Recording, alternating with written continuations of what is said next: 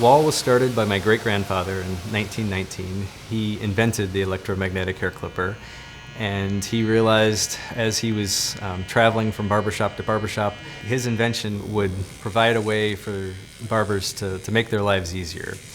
And over the last 100 years, we've spent incrementally innovating and making those products better, and designing, developing, and manufacturing and distributing the best hair clippers and trimmers in the world. Working very closely with our end users to understand how we can make those products better and ultimately serve them better.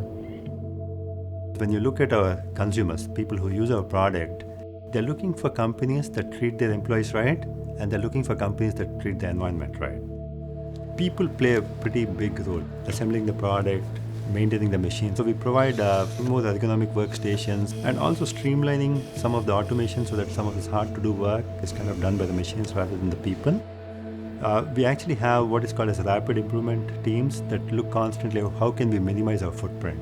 First is the materials that we are using. The biggest thing is packaging. Nowadays you ship a lot of things. How can we recycle materials or use materials that are easier to recycle? The second aspect by which we can impact sustainability is the product design.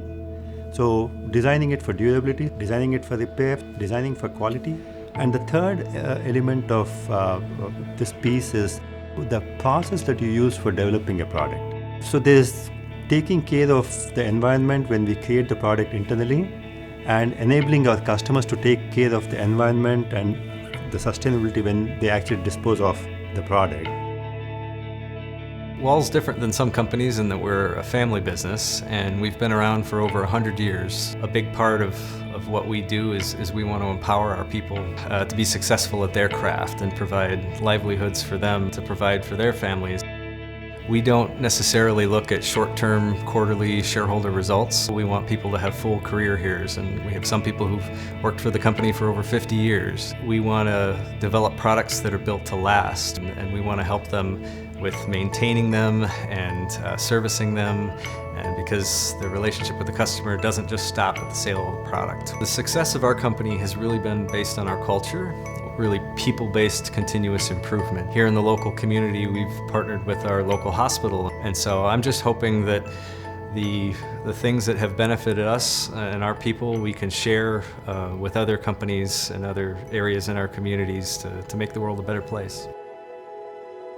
The Fade It Forward program is a mentorship and a scholarship program where we look at-risk youth in challenging communities and provide them hope. And then we develop them into entrepreneurs and give them a craft that they can use to provide a livelihood for themselves. What we came up with was a scholarship by Wahl Clippers, which to date we've given away, I want to say maybe $200,000 to the scholarship program. You got people that open up shops that become, hey, I don't want to just be a barber. I want to do what G Wiz does. I want to tour the world. I want my own clipper. I want to invent clippers. This has become something that gives us a sense of pride in saying, for the company being so successful, this is our thank you. We want to help as many as we can, because those same barbers and stylists will one day be sitting here.